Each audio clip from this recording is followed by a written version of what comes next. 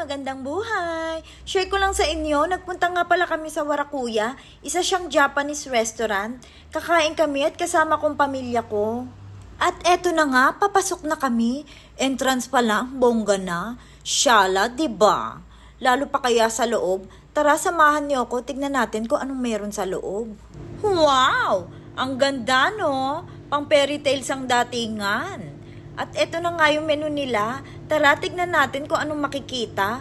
Grabe! Ang dami nilang iba't ibang sashimi at iba't ibang klase ng sushi. Ang gaganda tignan ng kukulay nila. Actually, lagi naman kami kumakain sa Japanese restaurant.